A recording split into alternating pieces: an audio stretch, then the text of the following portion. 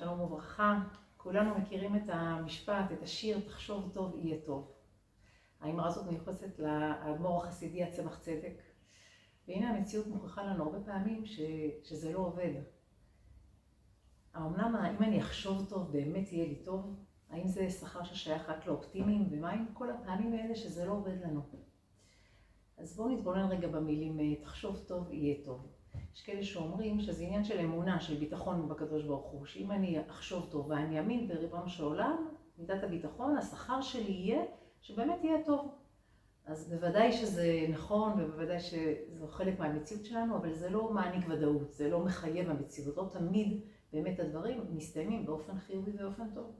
בכל מקרה, אבל כשאדם מגיע עם ביטחון, הסיכוי שלו להצליח ולעבור מכשולים הוא הרבה יותר גדול. אנחנו מכירים את זה במציאות, אנחנו מכירים את איוב שבא באופן שלילי, וכבר מראש הוא אומר, אשר יגורתי יבוא לי.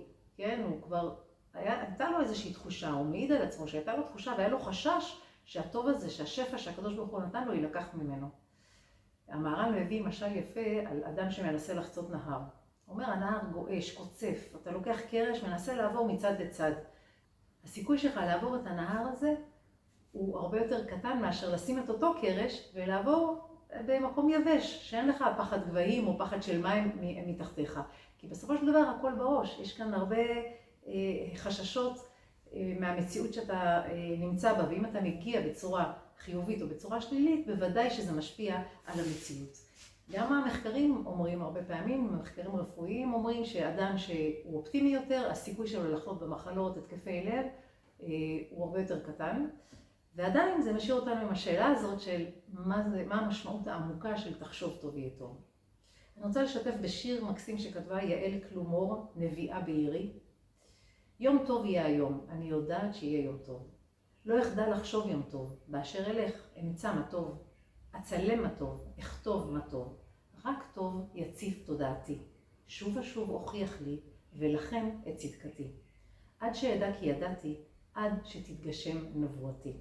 יש הרבה כוח למחשבות שלנו ולרצונות שלנו ולחלומות שלנו, אבל אולי לפני השאלה העמוקה הזאת, מה המשמעות של תחשוב טוב יהיה טוב באמת, בוא נשאל למה מתרחשים אסונות בעולם.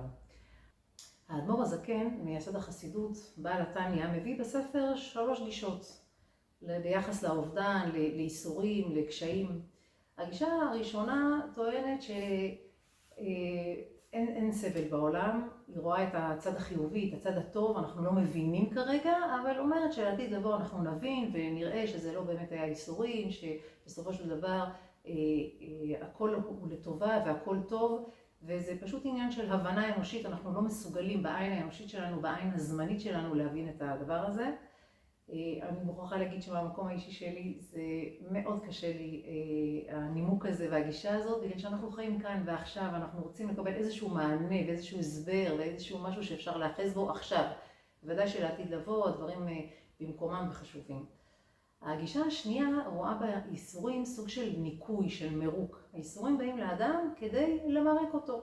יש פה איזשהו חיבוק של ריבונו של עולם, חיבוק שיכול להיות מאוד כואב. ואני יכולה להעיד על עצמי שהרבה פעמים אני מדברת עם ריבונו של עולם ואני אומרת לו, החיבוק הזה חזק מדי, כואב מדי, תשחרר קצת, אנחנו מרגישים את הנוכחות של ריבונו של עולם והחיבוק הזה הוא כואב.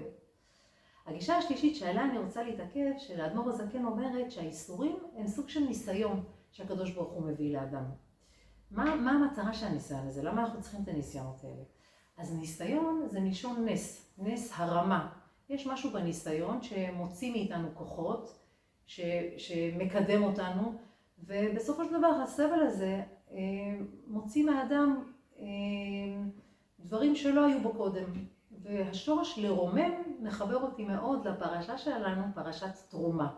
תרומה מלשון להרים. הרב זקס מביא מהלך מאוד יפה על בני ישראל שיוצאים ממצרים, יוצאים כמשפחה, עוברים במדבר מסע שהופך אותם לעם. והוא שואל, למה התורה מעריכה כל כך בבניית המשכן? אנחנו נעבור עכשיו 5 פרשיות שכמעט במלואן, למעט הסיפור של חטא העגל, מלווה אותנו בניית המשכן, תיאור של הפרטים. עכשיו, זה לא סתם שהחומש מתאר את הבנייה של המשכן.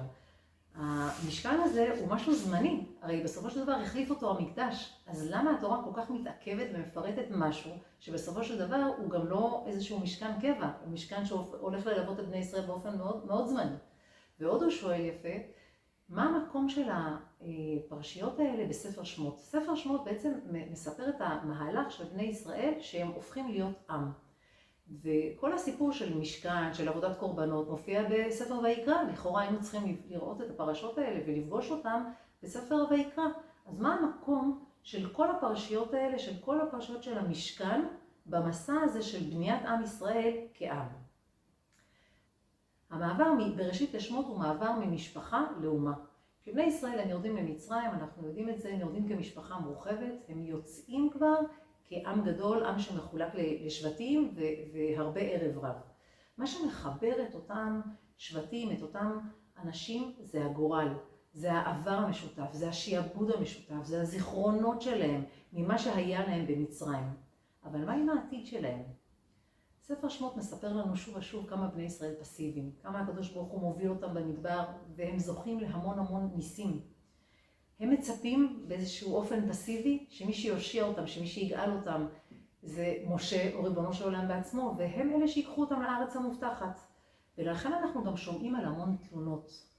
הפרשה שלנו מספרת על בני ישראל כמה הם מתלוננים. הם מתלוננים שחסר להם מים, הם מתלוננים שחסר להם אוכל, כן? הם מתלוננים כל הזמן, יש את הביטוי הזה, המבלי קברים במצרים לקחתנו למות במדבר, או מי ייתן מותנו ביד השם בארץ מצרים. ויש איזושהי תחושה לא נוחה מהכפיות טובה, מחוסר הכרת הטוב. רק עכשיו שכחתם מה עברתם במצרים, ואתם באמת מעדיפים את החזרה הזאת לעבדות מאשר להסתובב עכשיו במדבר ולהיות מלווים בקדוש ברוך הוא. והניסים שהקדוש ברוך הוא עושה, זה לא עוזר, הם לא שמים לב, הם לא מרגישים. המשנה אומרת ש10 ניסיונות ניסו אבותינו את המקום ברוך הוא במדבר. כן? אז בני ישראל מאוד מקטרים ומאוד מתלוננים במסע הזה. ואז קורה דבר מעניין, אנחנו נמצאים בעצם בספר שמות, אנחנו ליווינו את היציאה ממצרים, את קבלת המן, מעמד הר סיני שגם הוא אפילו לא מחזיק יותר מ40 יום עד שמגיע חטא העגל. ואז מגיעים לפרשה שלנו שהקדוש ברוך הוא בעצם אומר לבני ישראל, דבר אל בני ישראל ויקחו לי תרומה. בוא, אני רוצה שאתה תגייס עכשיו את האנשים שהם יתחילו לתת משלהם, שהם יבנו משהו ביחד, שזה יהיה איזשהו משכן שהוא לא גדול, זה משהו סמלי לשכינה שלי, זה לא צריך להיות משהו קבוע, אבל תן להם לתת, תן להם לעשות בנאים, תן להם לתרום. והדבר הזה שעם ישראל נענה לתרומה הזאת, אנחנו יודעים שגם הנשים וגם הגברים נותנים, כן, מרבים העם להביא מידי העבודה למלאכה אשר ציווה השם לעשות אותה. בני ישראל נרתמים ומתגייסים. ותשימו לב שלאורך כל התקופה הזו של בניית המשכן אין תלונות, אין מרידות, אין מחלוקות, כולם עסוקים בעשייה, כולם עסוקים בנתינה. הבנייה הזאת של המשכן הפכה את העם לעם מלוכד, הפכה אותם לאומה. היא נתנה איזושהי תחושה של אחריות, איזושהי תחושה של זהות. ובתוך ההקשר הזה אנחנו מבינים למה המשכן נמצא בספר שמות. כשהם מדברים על הולדת עם ישראל, המשכן מהווה איזשהו מרכיב מאוד חיוני בהולדת האומה. מה שחשוב זה לא מה שהקדוש ברוך הוא עושה לנו, מה שחשוב זה מה שאנחנו עושים בשביל הקדוש ברוך הוא. ברגע שהמשכן נמצא, ברגע שעם ישראל מתגייס ובונה בית ביחד, אז אנחנו בעצם מרוויחים את החופש שלנו באמצעות הנתינה הזאת. החופש לא ניתן לבני ישראל כמגש של כסף, הוא לא ניתן ללא עמל, אלא כן יש ציפייה מריבונו של עולם לבוא ולעשות.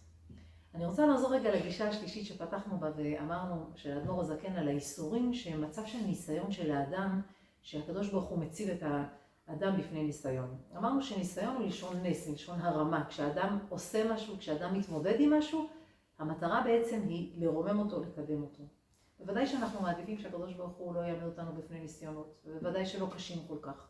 אבל אנחנו מבינים שמה שמשנה אותנו כיחידים, כעם, זה מה שאנחנו עושים, ולא מה שהקדוש ברוך הוא עושה בשבילנו. כשאני מתבוננת על המשפט, תחשוב טוב, יהיה טוב, אני חושבת שבעומק של הדברים, הנקודה היא תחשוב טוב טוב, איך יהיה לך טוב. בסופו של דבר, אמרנו כבר שאנחנו לא בוחרים את המציאות, אבל אנחנו כן בוחרים איך להתמודד עם המציאות. תחשוב טוב טוב, איך יהיה לך טוב. אני יכולה לקחת כל מציאות שהיא, והמציאות הכי קשה שאפשר, ואנחנו מתמודדים עכשיו עם אובדן, עם פציעות, עם חטופים, מציאות מאוד מאוד קשה. כל אדם שינסה לחשוב, אני מנסה לחשוב על עצמי, לחשוב טוב טוב, מה נותן לי כוח, מה עושה לי טוב. אני לא בחרתי את המציאות, אבל אני כן בוחרת איך להתמודד איתה. איך אני אהפוך אותה, איך אני אמלא את הזמן בעשייה משמעותית, בעשייה מיטבית, מה יחזק אותנו. אני חושבת שהעם שלנו עכשיו בנתינה המדהימה הזאת עכשיו, מתוך כאב מאוד גדול, עולה קומה. העם שלנו, אנחנו מרגישים שאנחנו מרוויחים את העצמאות הלאומית שלנו. אנחנו מרוויחים אותה מתוך נתינה, אנחנו מרוויחים אותה מתוך חשיבה של תחשוב טוב טוב איך יהיה לך טוב. הנתינה הזאת מחברת אותנו מאוד חזק אחד לשני, מייצרת אחריות, מייצרת מחויבות. היא נותנת לנו כוח להתמודד עם המציאות גם כשהמחירים מאוד מאוד קשים. מחקרים אומרים ש90% מהאוכלוסייה יצליחו להתמודד עם כל מה שאנחנו עוברים עכשיו באופן טבעי. יש לנו איזשהו חוסן טבעי שאנחנו נצליח לעבור ולצלוח את התקופה הקשה הזאת. רובנו נדע להתמודד עם המציאות הקשה הזאת. יתרה מזאת, יש אנשים שמדברים על צמיחה פוסט-טראומטית ואומרים שדווקא המשבר הוא זה שהרבה פעמים מאפשר איזושהי צמיחה ויציאה ממצבי לחץ. אבל בדומה לאימון ולכושר גופני, אתה לא יכול לפתח את החוסן הזה בלי לאמן אותו, אבל קיימת סכנה של קריסה אם אתה לא מספיק תופס את זה בזמן ויכול חס וחלילה לחוות מצב של עומס יתר. ולכן כאן אנחנו צריכים את ההקשבה לעצמנו, את הרגישות הזאת, לא לשכוח למלא את עצמנו, לא לשכוח לחשוב כל הזמן מה נותן לי כוח, כדי לא להגיע למצב הזה של עומס יתר. אז איך אמרנו? נחשוב טוב טוב, איך יהיה לנו טוב, זה בידיים שלנו. שיהיה לנו בהצלחה. תודה רבה.